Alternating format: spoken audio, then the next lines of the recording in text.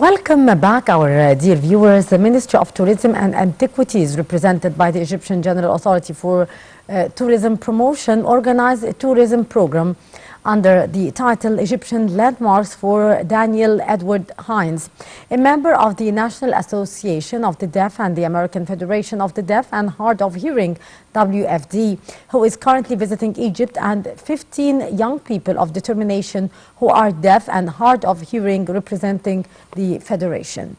To shed more light on the issue, we are very much delighted to be joined over the phone by Ms. Rana Ihab, our tourism expert. Good morning, Ms. Rana. Good morning and have a nice day. You too. At the beginning, can you tell us more about the importance of the visit by Daniel Edward Hines, member of the National Association of the Deaf and the American Federation of the Deaf and Hard of Hearing, the WFD? Actually, Mr. Daniel's visit shows that Egypt is going on the right way track of tourism in general and to the sustainable development of the country in general, that we are seeing about all types of people in all the world. So this visit actually shows that Egypt is planned to make those kinds of visits and make a special preparation for them actually. What are here the steps taken by the Ministry of Tourism and Antiquities to announce such tourism program, and is that tourism program directed to specific age group of people of determination, Ms. Rana? So actually, answer this question, we need to date back between 5 or 6 years ago, when the President Abdel Fattah al-Sisi announced that year 2018 will be the year of people of determination. So from this point, all the governments and all ministries doing their efforts to actually show the importance to receive these kinds of people, to involve them in the work environment, to facilitate everything that relates to those kinds of programs in general. And the Ministry of Tourism and Antiquities, because it's considered one of the most important departments, ministries to attract the tourism in Egypt in general. So we started doing programs in the museum, in the archaeological sites, to get the facilities and to make the visit process itself for the people in general easy. We facilitate everything related to them. Yes. Sure, we started by 3 museums or 3 museums, but now it's published in all Egypt, and the people start to talk about that. This kind of visit starts to be increased because the heritage is for all the people in the world. So the facilitate of these things actually doing through the ministry. Indeed. What are the main attractions that they are going to visit, and on what basis are the archaeological sites determined, Ms. Ran? Actually, when we decided to choose the places to get the facilities for the people of determination at that time, we talked about the most visited places. So like the Egyptian Museum and Tahrir, the National Museum of Civilization, the Pyramids. Also we have the Citadel of Salah. All of these places prepared very, very well to help all kinds of people in general. So the people with the wheelchair, the people who have the visual problems, by prepare also the labelling in general, the labels inside the museum that can they actually can use that. So this is the most important thing in this. And for sure, the Grand Egyptian Museum, after the opening, they are fully prepared with those kinds of buildings and schemes and that. Actually, Ms. Rana, among the activities of the visit, which is extended an invitation in sign language to people of determination from all over the world to visit Egypt, which shows the Egyptian roles in caring for the people of determination based on the initiative and directives by President Abdel Fattah al-Sisi. What's your take on that? This is actually a very, very strong message from Egypt, from the world.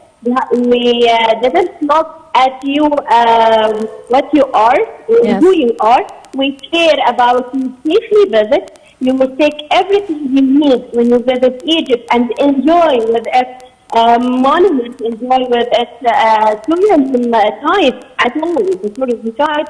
So at this point here, this is a strong message to show that we can have this kind of tourism in Egypt, and we prepare for it. So it's an amazing thing, actually. Yes.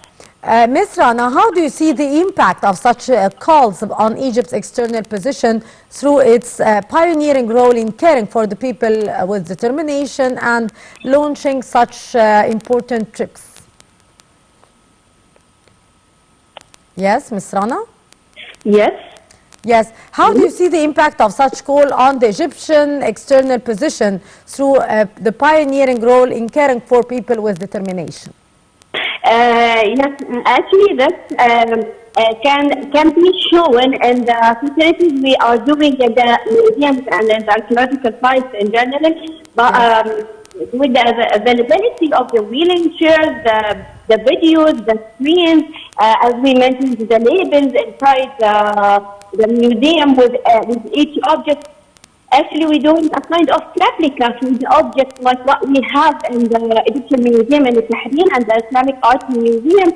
So they can enjoy their visit.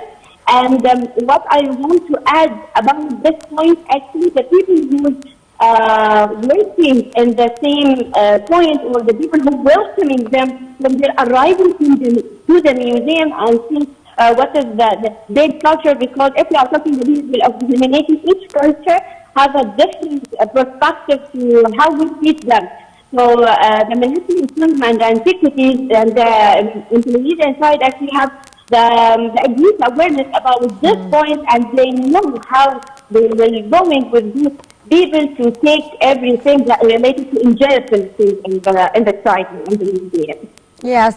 Ms. Rana, is there actually a mechanism here to host the different nationalities of people of determination within the framework of the tourism activities?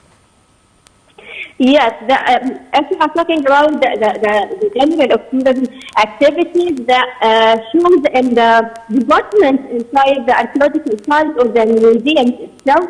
They're giving the help, they show the caring about the people in general. So that's the point here. Yes. Finally, Ms. Rana, within the framework of the developing of the museum and the touristic sites, are there special attention given to the needs of the people of determination, which is taken into account by adding their own needs and technology, such as wheelchair, the explanatory videos, the braille writing? Are these available now in our destinations? Yes, completely. This is true. And we are doing something actually amazing that anyone can buy a ticket from any electronic places or online before we go to that place. And actually, we can connect with the museum if we need any information before his arrival. So this is available now in the museums. The screens, for example, what we have in the military museum in the city of Sabah Hatim. So it shows a virtual experience for people who cannot go through the floors. For sure, we have elevators. But if you will see, this is will be a hard for you, so you can see all the museum during the virtual experience. And all of this preparation, actually, we are working. And yes, I'm just thinking about Egypt or Cairo, but all the sites in Egypt prepared themselves as worldwide. We're starting with the Cairo because this is the most visited places, and also temples in Upper Egypt, Luxor and Aswan, prepared by specific trainers, was prepared also with the labels and that. Yes. Ms. Rana, at the end, how these visits are considered important here for the boosting and developing of the tourism in Egypt? Yes, as we mentioned, Egypt welcoming different kinds of people. We didn't care about who you are, from where you are. We care about your safety. We care about you're staying in peace and you're enjoying actually with the things you visit and the places you visit. So this is our culture. And in another way, we're promoting our culture to all the people in the world.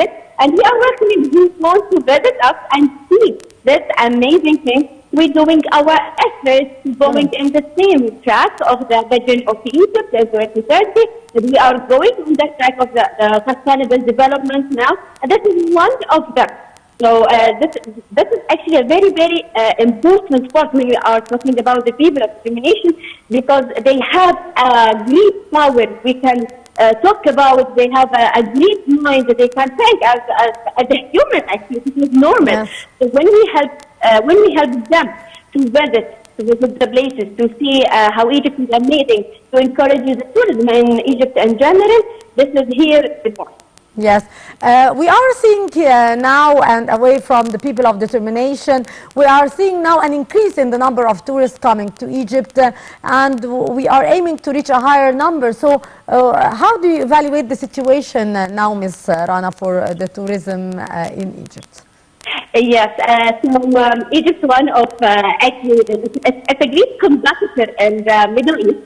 Yeah. So we have a lot of types of tourism. So if you need the blue tourism, we have actually the Red Sea, we have the Mediterranean Sea, and we have the Nile River. So the variety actually was available in Egypt in this type. The cultural tourism, we have thousands of amazing and attractive places. So the weather in Egypt, according to the other countries in the Middle East, is very nice actually. Yeah. So all of these are strong points to attract the tourists in Egypt, and to choose Egypt as your travel destination. If you compare with the prices, if you compare the views, if you compare everything, you will find also the great hospitality in Egypt. This is here the important thing and amazing thing. And Egypt is actually one of the most important destinations in the worldwide, not only in the Middle East. So for that reason, it's a favorite destination for the tourism, and we see the increasing of it.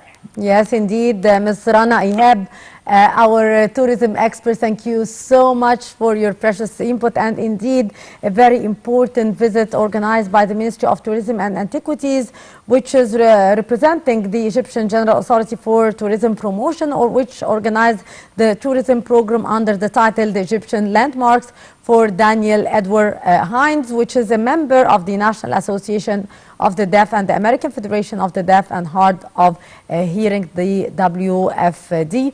Our dear viewers will go to a short break, and after that we'll be back to continue our segments in the breakfast show, so stay tuned.